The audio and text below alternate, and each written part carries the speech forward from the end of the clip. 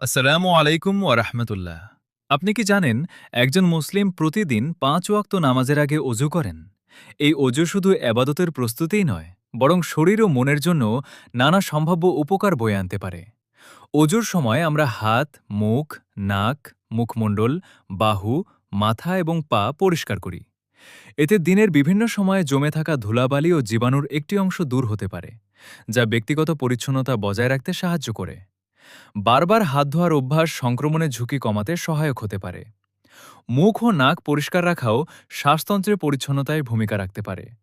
ঠান্ডা বা স্বাভাবিক পানিতে অজু করলে অনেকের ক্ষেত্রে সতেজ অনুভূতি আসে এবং মানসিক চাপ কিছুটা কম অনুভূত হতে পারে। ৫ ওয়াক্ত অজু একজন মানুষকে বারবার পরিচ্ছন্নতা ও শৃঙ্খলার কথা স্মরণ করিয়ে দেয়। সবচেয়ে বড় কথা, ইসলামে অজুর মূল উদ্দেশ্য হল আল্লাহর আবাদতের জন্য পবিত্রতা অর্জন। এর আধ্যাত্মিক গুরুত্বই সর্বাধিক।